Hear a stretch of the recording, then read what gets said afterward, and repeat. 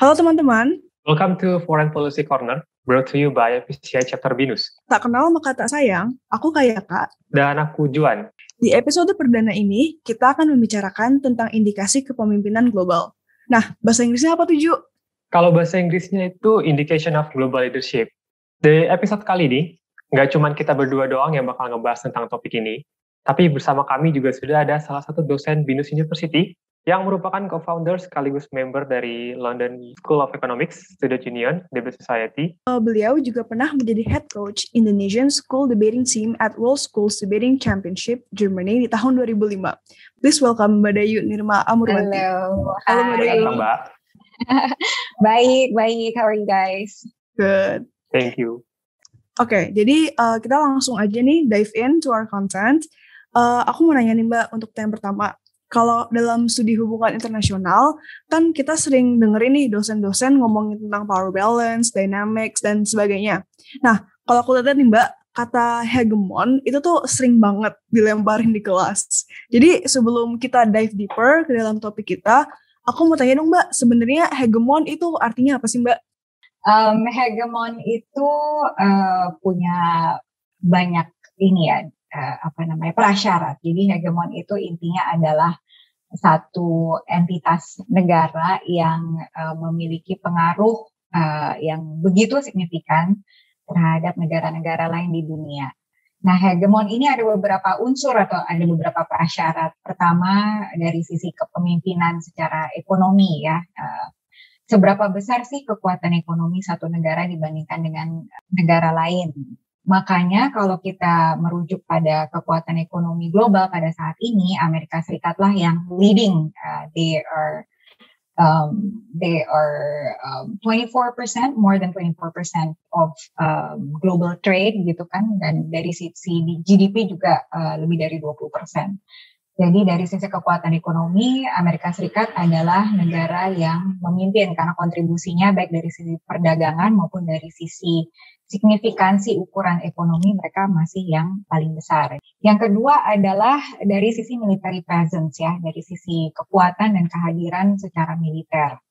Jadi ini mungkin kalau ngobrol sama dosen-dosen security ini mereka akan bisa membandingkan gitu kan kekuatan militer baik dari sisi jumlah personel gitu kan, angkatan darat, laut dan udara gitu, dari sisi persenjataan, dari sisi armada, dari sisi teknologi.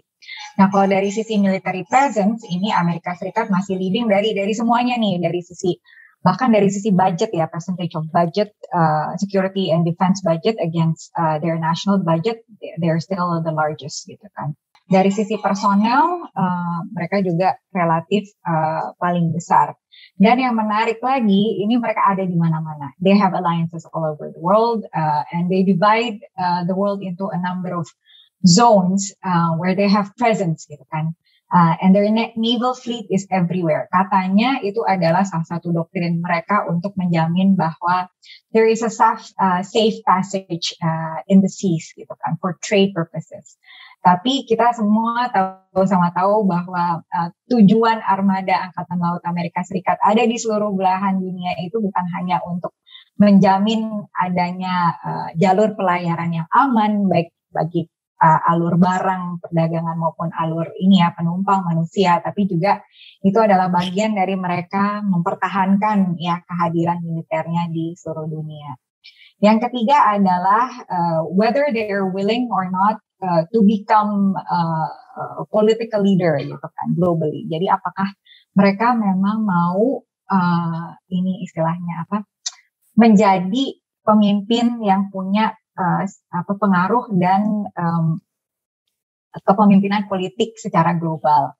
Nah, Amerika Serikat tidak hanya menunjukkan tekadnya, tapi kalau kita lihat dari sisi tata kelola lembaga-lembaga global, ini mereka memang secara struktur ya mereka yang memimpin. Mereka diuntungkan karena they are relatively unscathed ya after World War II, and in terms of finance ya, they were the country that could play a role in saving the world at the time in the reconstruction and the rebuilding pada saat itu. Jadi pasca Perang Dunia Kedua, baik itu lembaga-lembaga seperti UN, apakah itu lembaga-lembaga seperti Bank Dunia yang dulu namanya adalah International Bank for Reconstruction karena fungsinya adalah rekonstruksi pasca Perang Dunia Kedua, and Development atau IMF atau WTO, itu Amerika Serikat memang yang menjadi salah satu negara penentu gitu. Jadi itu ya 3 prasyarat utama untuk menjadi hegemon gitu kan. Satu dari sisi ekonomi, check gitu kan, United States is probably going to your second question.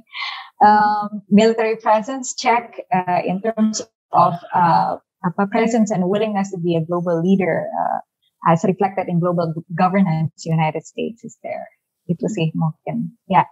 Mantap, Bu. Oke, Mbak. Kalau udah mulai muncul ada negara yang mulai mencoba untuk ambil alih posisinya US, kalau menurut Mbak perkembangan China sendiri, kayak apakah ada kemungkinan China bisa ngambil alih posisinya US saat ini sebagai hegemon? Bisa dalam lomba racing gitu. Nah, ini tuh yang kita perhatikan itu apakah kalau mampu enggaknya sebetulnya kalau dari sisi kekuatan ekonomi, mungkin juga kekuatan militer, they're actually building their military strength as we speak gitu kan. Mungkin mampu ya, karena dari sisi pertumbuhan ekonomi kan pada tahun 2010-an, 2011 gitu kan mereka double digit gitu saat negara-negara Barat itu mengalami kesulitan gitu kan pasca krisis keuangan global 2008-2009. China itu pertumbuhannya double digit gitu kan, dan menunjukkan bahwa pendorong dan penggerak ekonomi dunia itu bukan lagi negara-negara Barat, negara-negara yang masuk di the exclusive club of G7 or G8, but it's China and it's India and other emerging nations gitu kan. Jadi dari sisi kekuatan ekonomi juga katanya China itu sebetulnya punya cadangan devisa yang terbesar di dunia. We don't know whether this can be validated atau enggak karena ada persepsi bahwa China sebetulnya tidak 100% ini ya terbuka mengenai reserves mereka. Jadi the Chinese Export-Import Bank is one of the largest, dan ada yang bilang bahwa the entire continent of Africa is sold to China. Dan China juga akhirnya punya Asian Infrastructure Investment Bank gitu kan untuk menyaingi World Bank dan Asian Development Bank. Jadi dari sisi ekonomi mungkin bisa terkejar gitu kan.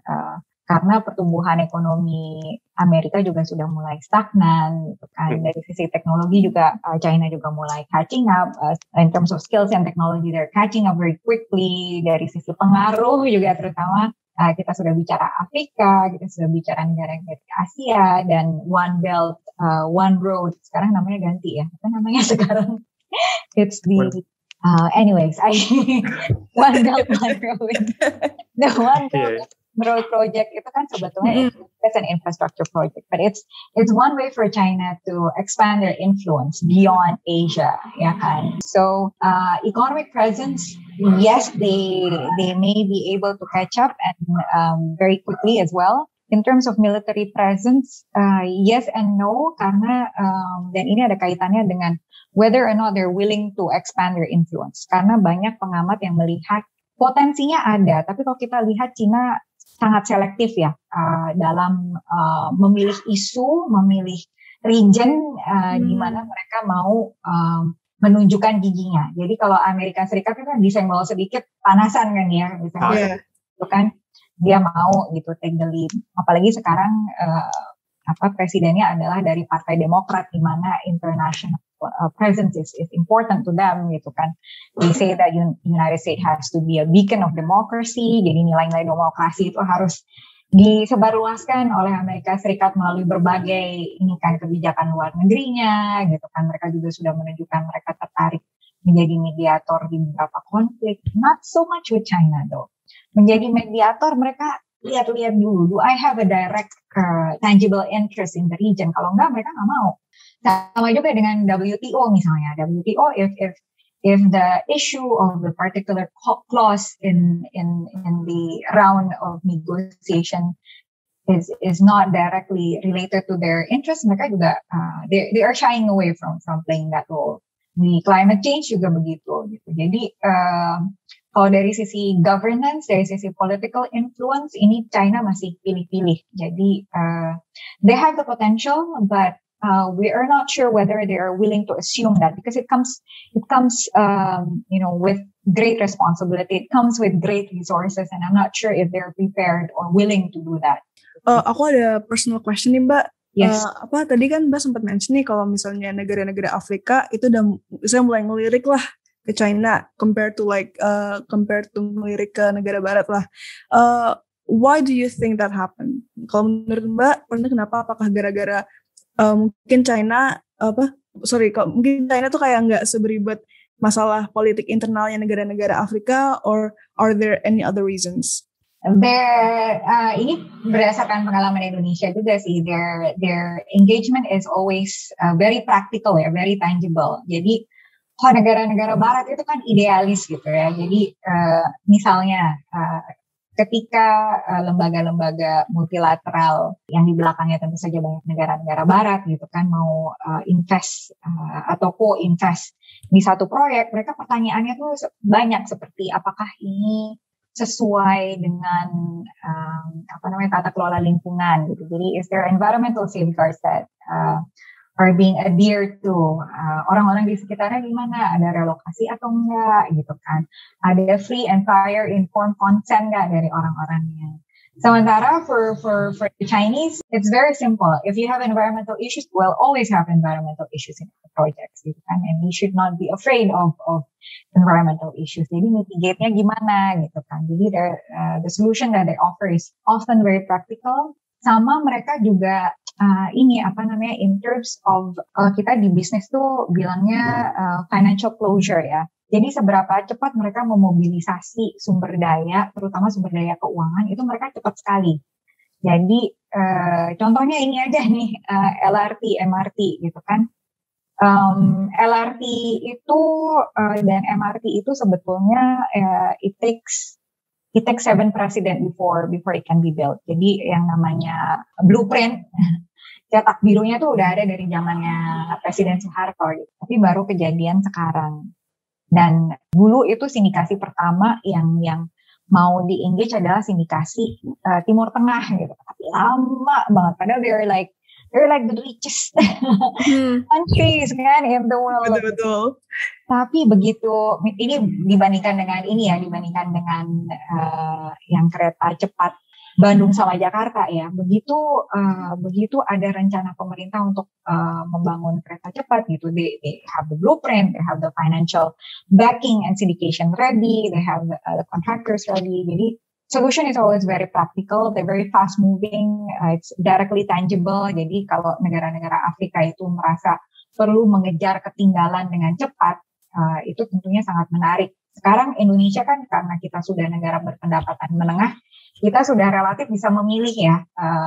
Jadi kalau kita ngobrol sama pemerintah gitu kan, pemerintah Indonesia melihat kalau Jepang itu bagusnya untuk proyek-proyek di mana technical requirements-nya very complicated and there needs to be technological transfer because the Japanese are more willing to do that. They're generous in terms of technological transfer. The Chinese not so much, but if you want istilahnya proyek yang sehari jadi gitu kan, lalu gada gitu, hire the Chinese gitu. And if you say we need 3 days to make it happen, they'll do it in 2 days. Gitu kan. Dan ada juga proyek-proyek yang ideal di mana you have to show that we're doing this the right way with ideal conditions, like the new capital of Indonesia, which will be in Central East Kalimantan gitu kan. Nah, itu baru kita pemerintah Indonesia engage with broader stakeholders. But for African countries, some of them do not have that option, and they felt like they needed to catch up very quickly with development, with growth, and that's why Chinese offers very quick solution that is very lucrative to African governments. Okay, interesting.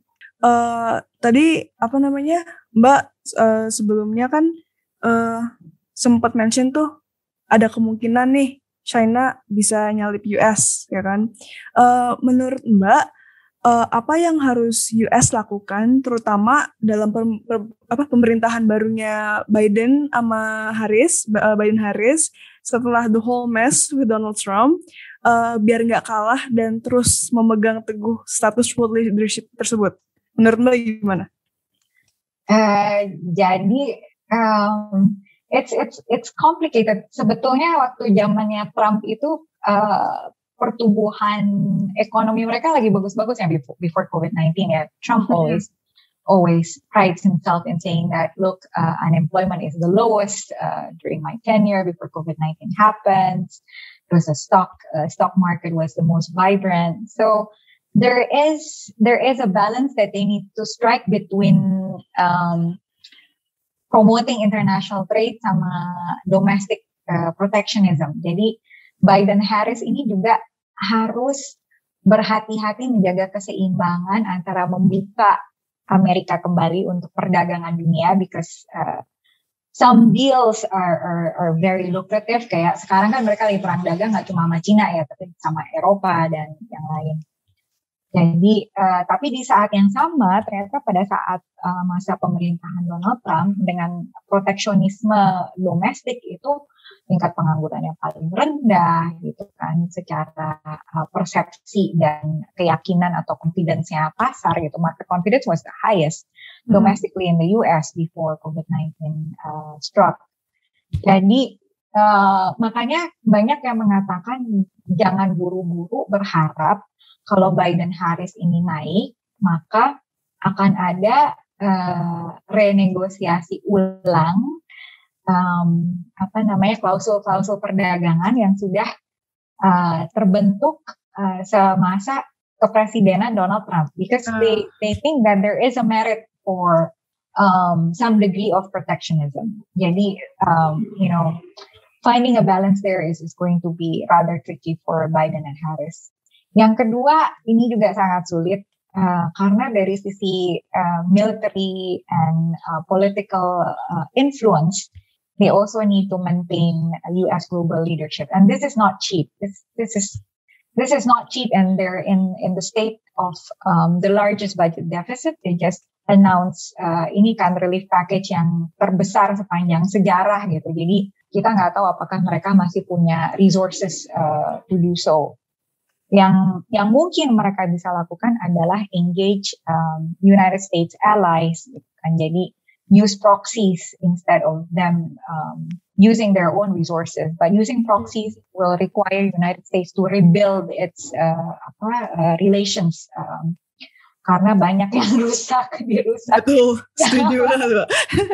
President Donald Trump. So it's going to be tough for Biden and Harris, but I think the key is striking a balance gitu kan between domestic interest and international presence.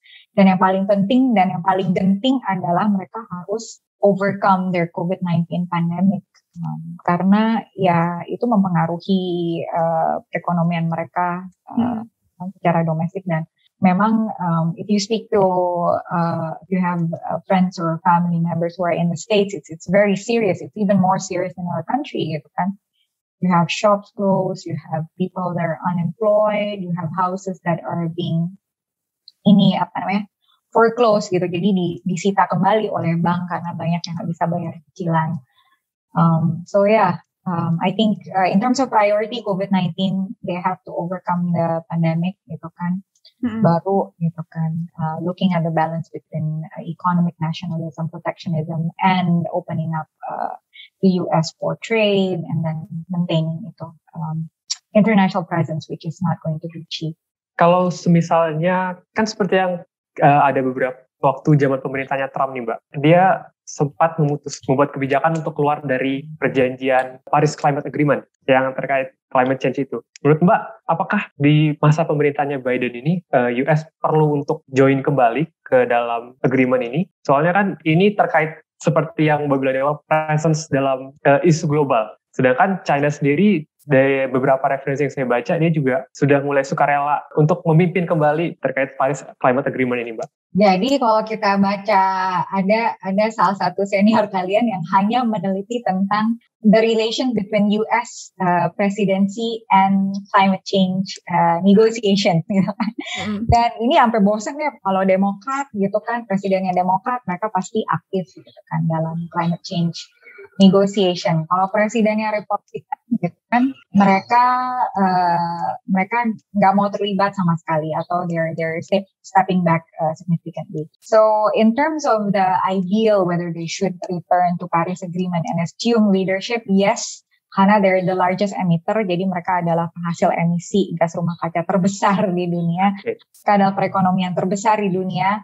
Dan kalau saja mereka mengambil posisi ini ya, pemimpin dalam mengambil langkah-langkah pengurangan emisi dengan perusahaan-perusahaan multinasional mereka dan lokasi-lokasi produksi mereka di seluruh dunia, dengan kemampuan mereka mempengaruhi secara keuangan gitu kan, dampaknya akan masif. But realistically, I think the world is growing tired of the constant flip-flops ya. Jadi kalau kita berada di tengah-tengah para negosiator UNFCCC gitu, mereka sih ada Amerika nggak ada Amerika ya udah, we need to move on, we need to go on. Jadi sekarang itu yang dianggap sebagai pemimpin di diskusi-diskusi perubahan iklim adalah negara-negara Eropa gitu kan. Dan sekarang kan the Conference of Parties is going to be in Glasgow in the UK.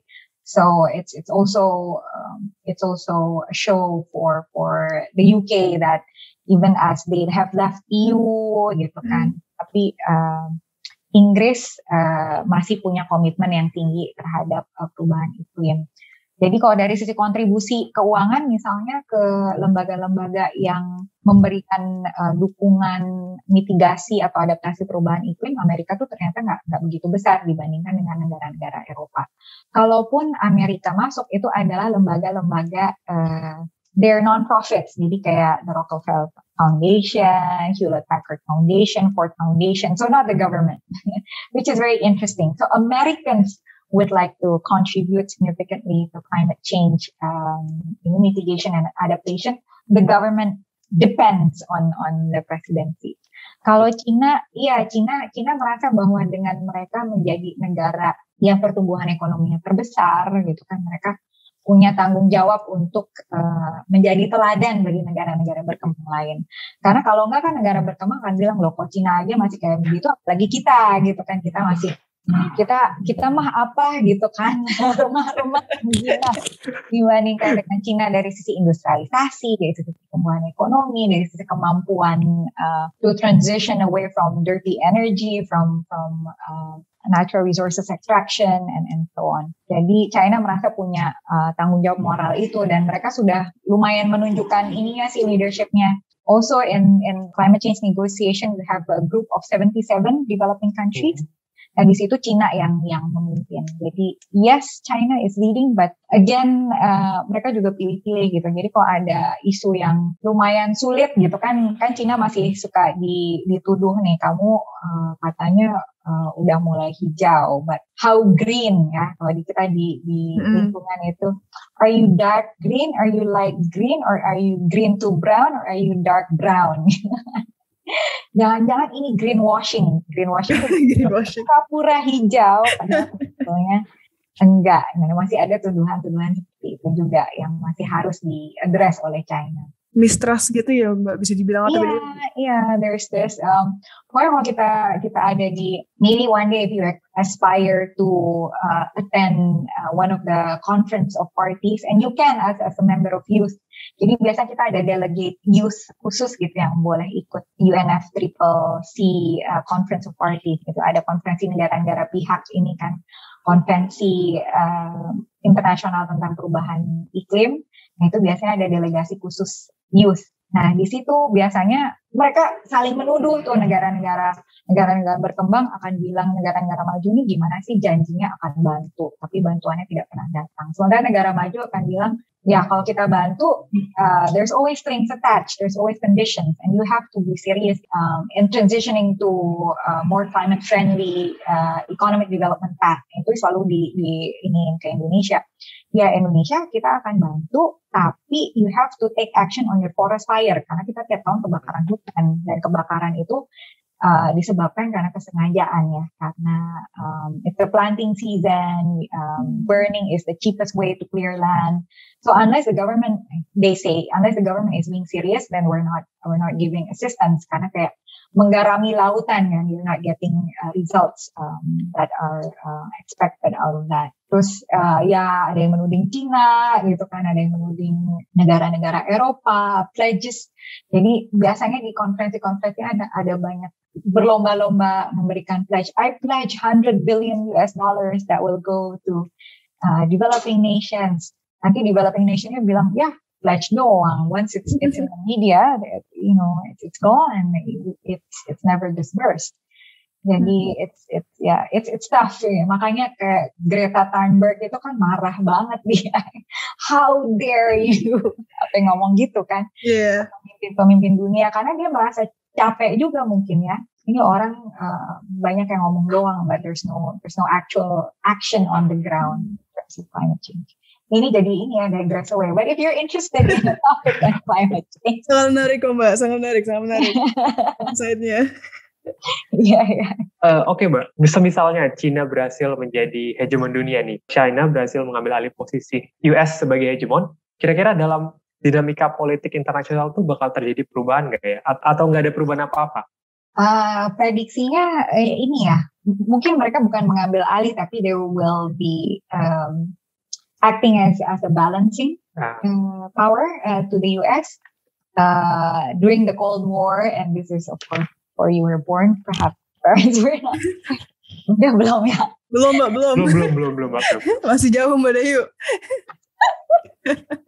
Jadi dulu kan ada dua negara adidaya di dunia, Amerika Serikat dan Uni Soviet, sampai akhirnya Uni Soviet pecah. Jadi yang diperkirakan bukan China surpassing the US and taking over, tapi acting as a counterbalance to the US. Of course, the world will look very much different. Ada dua nilai kan yang akhirnya nanti akan come to the fore, akan diangkat gitu. Jadi kalau di Cina gitu, mereka akan melihat bahwa kedaulatan satu negara itu it's something that is holy and sacred gitu kan. The way you define human rights is not the way I define human rights gitu kan. And the way that the US brands countries as non-democratic, violating human rights will no longer prevail. Jadi akan ada, paling nggak ada balance gitu kan. Selama ini unilateral sekali ya, Amerika Serikat itu dengan mudahnya memberikan branding satu negara itu tidak demokratis, melanggar hak asasi manusia, kurang modern dan sebagainya. So China will of course bring this. Yang pertama adalah nilai-nilai yang sangat berbeda. Kedua, dari sisi pilihan pertumbuhan ekonomi juga sangat berbeda gitu kan. Amerika Serikat itu sangat technology driven gitu, sementara China is more on embracing both sides. You see, if you go to China, you see both sides, rural economy, and jadi China embraces both sides. Yeah, the urban industrialized way of developing and strengthening rural economy is also part of their economic mix, so to speak. Tadi ada masalah sovereignty juga gitu kan, whether or not a country mediates or not gitu kan, dan whether or not a military action can be taken against a country based on a unilateral unilaterally imposed values or not. That I think will also happen, karena selama ini ya kan udah nilai ditentukan oleh satu pihak secara unilateral gitu kan, keputusan diambil secara unilateral gitu kan. To intervene or not to intervene, and what kind of intervention is also very much unilateral. So China, we hope will be able to bring a change to all that. Karena juga kalau kita melihat sebetulnya banyak dari langkah-langkah intervensi Amerika Serikat ini ya, atau yang di-lead oleh Amerika Serikat itu agak tidak bertanggung jawab gitu kan. They come and then they just leave gitu. The country is in shambles gitu kan. There's no political stability, and yet they say money is running out. We've been here too long. Bye-bye. Terima kasih, kan, thank you, next. That's not how you are supposed to help a nation that you say are victims of dictatorship, victims of oppression. Nggak gitu dong. Kan. Kalau China dia akan melihat dulu, paling nggak di beberapa negara yang dia memang punya direct interest, ya lihat dulu dong, gitu kan. Is this action warranted? Selama ini kan nggak ada yang berani ngomong enggak ke Amerika. So yes, the world we hope will look vastly different. Tadi kan Mbak Dayu itu tuh beberapa kali mention like the major differences between US and China. Pertanyaan aku nih agak nyambung tapi mungkin ini juga kayak US kan negara demokrasi. Alongside its like Western allies, dan karena US untuk sekarang masih memegang status hegemon utama lah, ya kan, they have like the upper hand, makanya mungkin negara-negara kecil, negara-negara developing lebih persuade atau mungkin quotation mark bisa aja terpaksa kadang-kadang juga untuk mengikuti sistem demokrasi, also in line with the whole democratic peace theory kan. Nah, kalau misalnya China in the future, whether it's near or not, mungkin bukan spot nomor 1, tapi posisinya akan lebih more dominant than it is now. Apakah popularitas sistem demokrasi akan menurun dan negara-negara lain, terutama the previously mentioned developing countries yang lebih kecil, akan tergoda untuk lebih mengikuti bentuk negara one party authoritarian government ala China, tapi ekonominya lebih kapitalis, kayak nggak fully demokratis gitu lah Mbak. Menurut Mbak Daya gimana tuh? Sebetulnya kan sudah ada banyak penelitian tentang China ya. Is China democratic? Of course not. But what is interesting is it doesn't mean that governance in China is poor. Jadi sebetulnya governance itu adalah sebagaimana efektif satu pemerintahan bisa memberikan layanan kepada masyarakat. Ya. Jadi yang dilihat dari penelitian itu adalah the correlation is not always direct. Just because you have democracy like India doesn't mean that the people are benefiting from very effective, efficient, and good quality government services. Kan? That's not the case. When I was studying in Singapore, waktu saya belajar di Singapura, gitu, orang Singapura tuh dengan senangnya bilang begini, India may have democracy, but we have economic prosperity. Jadi kesannya sudah pilih. You want full democracy, there's no political stability where people are fighting all the time, or do you want to have controlled democracy? You have the illusion or the impression that people have the power to choose, but actually they don't. We have censorship, misalnya di Singapura. Jadi, I think dengan Cina semakin dominan ya, atau dengan Cina semakin kuat, paling tidak itu definisi bahwa pemerintahan yang baik itu adalah pemerintahan yang demokratis dengan definisi Barat atau definisi Amerika Serikat, that will no longer, hold 100% true. Because there are competing systems where services are still delivered effectively, people are enjoying prosperity, economic prosperity, better quality of life, gitu kan. Jadi there has to be a balance between freedom, political freedom, individual liberties, and the way that the government are able to exert their control, enforce laws. Bahkan sekarang di Amerika Serikat juga ada yang bilang ini demokrasi kebablasan juga sih, karena in the name of democracy, people can utter and express hate speech, gitu kan. Jadi sementara di Singapura mereka tinggal gampangnya bilang kalau ada hate speech tinggal bilang aja according to the Internal Security Act ISA, put that person in jail. Ya kan, dia suka bingung sama orang Indonesia, kalian itu ya, kalau ada orang ngomong-ngomongnya udah nyerempet dikit, kalau kita ya udah tangkep aja masukin penjara, apa sih susah banget gitu kan. Langsung tabrak aja ya. Iya, hate speech is the hate speech. I mean, that cannot be any clearer to us. We have common sense. The rule is just common sense gitu. Tapi kan nanti kita ya, kalau kita kan mikirnya nanti secara politik bisa di abuse gitu kan. Mereka akan bilang, well, you have the judiciary that will be able to interpret that. Jadi mungkin di situ berarti yang penting menurut pengalaman negara-negara ini adalah to have three independent branches of the government acting as checks and balances against each other, against one another, and not necessarily the kind of democracy that the United States is propagating.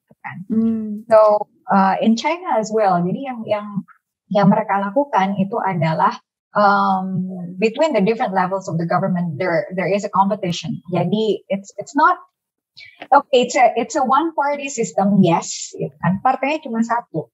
Tapi in order to get position within the party ranks, you have to compete, and there are serious indicators. Jadi pernah ada survei yang ditanya gitu ke ini kan ke gubernur-gubernurnya, kamu itu ada di situ dan dicopot dari posisimu karena apa? Dia cerita ada beberapa indikator seperti pertumbuhan ekonomi, bahkan ada kepuasan masyarakat. Jadi if the people are not happy, he can be ousted from the job, and that is the end of his career in the Communist Party. Jadi it is in his interest to perform his job well. Sementara in a democracy that is, based on Western standards, they're directly elected by the people. Mereka dengan tenangnya bilang aja, lo kan yang milih saya, rakyat yang bisa mencopot saya dari jabatan, rakyat. Meskipun dia bolos, dia tidur, dia apalah selama dia melakukan pekerjaannya, nggak ada yang peduli. But in China, performance indicators are key, and that's why even though it's not 100% democratic according to Western liberal values, the government can still deliver services effectively to the people. It still works lah ya, jadi bilang. If it works lah.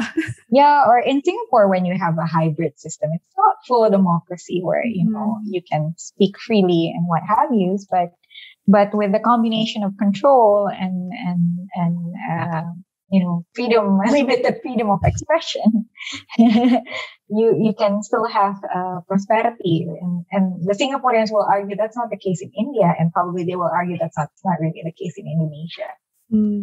Okay. Mbak, terkait tadi salah satu jawaban Mbak nih, menarik yang bilang kalau China ini mungkin sebutannya bukan mengambil alih posisi, tapi malah jadi counterbalancing-nya US, yang mana mengingatkan kita ke kejadian Perang Dingin.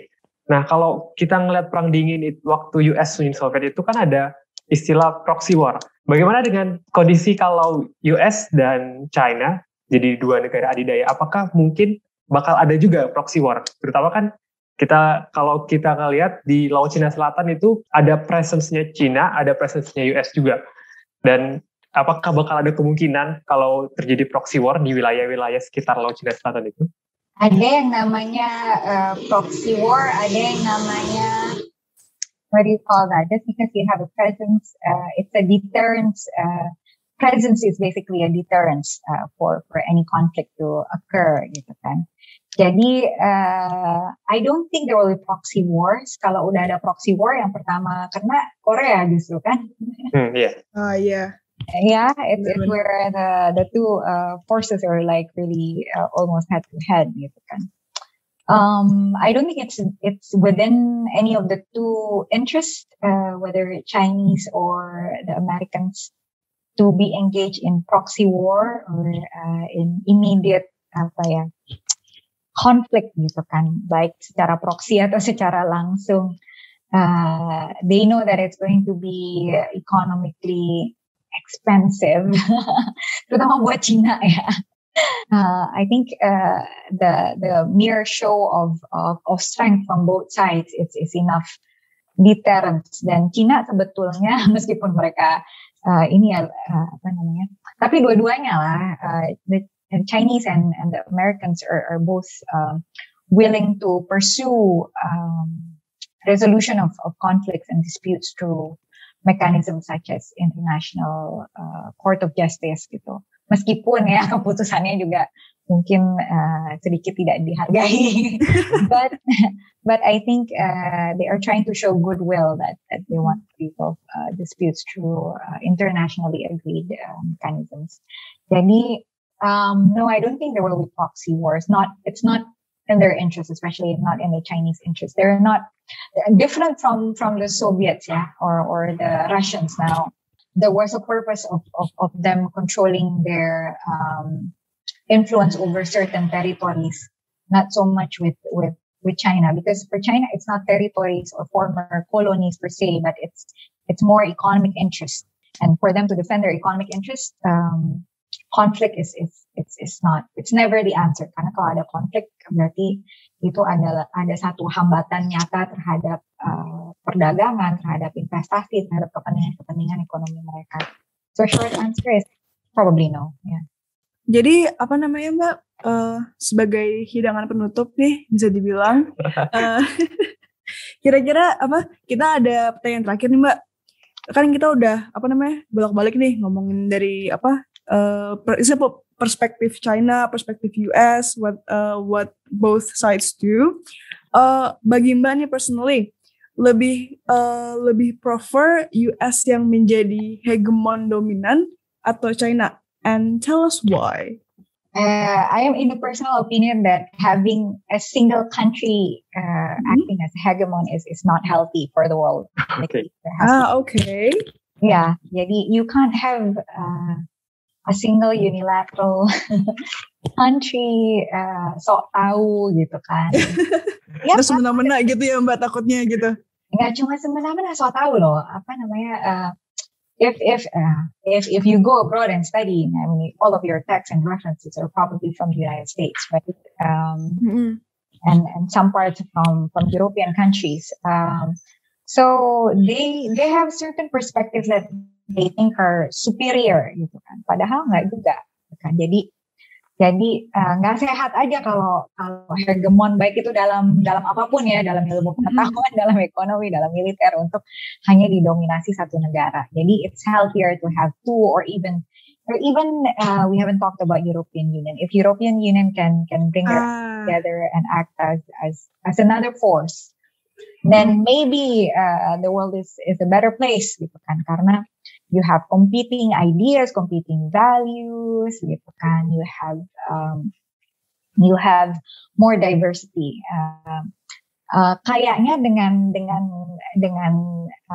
apa namanya, dengan situasi perekonomian sekarang ya, dengan banyak negara-negara emerging nation seperti Korea Selatan, seperti Brazil, ya, India, China, and in terms of size juga Indonesia masuk di situ. Jadi sebetulnya the economic pie of those countries I mentioned three, the Chinese, the Americans, and European Union nations are actually shrinking, and this emerging nations' economic contribution is getting larger. So one day actually we may have a world that is more or less in balance in terms of economic size, and hopefully political governance and influence will follow.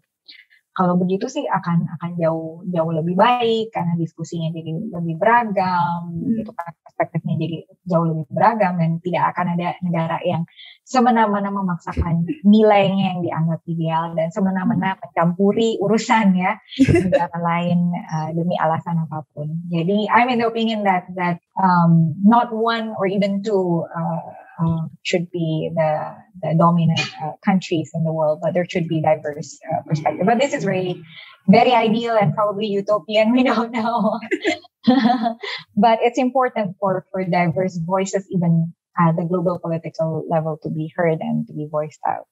Jadi bisa dibilang menurut Mbak tuh lebih baik ininya, kalau in simple terms-nya, the more the merrier lah ya. Mungkin biar bisa memberi kayak perspektif baru, alternatif lah juga bisa dibilang. Iya, karena kan kepentingan masing-masing negara beragam, kondisi masing-masing negara beragam, dan menurut saya itu tidak bisa diwakili oleh satu atau dua negara saja hanya karena mereka yang terbesar dari sisi ekonomi dan dari sisi militer ya. Tadi persyaratnya kan yang dua pertama adalah ekonomi dan militer. It has nothing to do with culture, it has nothing to do with values, it has nothing to do with natural resources and how it's managed. Apalagi sekarang ada dimensi baru, you have health, public health, global public health, disaster resilience, and climate change, as you have mentioned. So it's a diverse world right now, and it should be represented by a diverse group of countries. Oke, jawabannya menarik dari Mbak Dayu terkait the next global, lebih dari satu global leadership. Nah, ya itu jawaban dari personal Mbak Dayu. Kalau teman-teman pendengar sekalian, gimana nih pendapat kalian terkait pemimpin negara yang cocok untuk memimpin dunia? Apakah kalian lebih milih United States atau China, atau mungkin kalian punya preferensi kalian sendiri nih. And that concludes for today's episode. Terima kasih Mbak Dayu, thank you so much sudah ingin membagikan pengetahuan kepada kita semua, insight-nya juga, dan semoga enlightenment ini kepada teman-teman sekalian dapat membantu bagi kalian yang mungkin lagi mengerjakan paper yang berhubungan dengan global leadership, bisa jadi narasumber. Oke, terima kasih juga buat teman-teman yang teman-teman yang sudah mendengarkan episode perdana dari Foreign Policy Corner buat FVCI Chapter BINUS ini. Stay tune terus di media sosial kami untuk informasi-informasi terkait HI lainnya, dan tentu saja terkait episode kedua dari podcast kali ini. Dengan host-host dan topik baru. Thank you again, Mbak Dayu. Thank you, Mbak. Thank you. Stay healthy, everyone.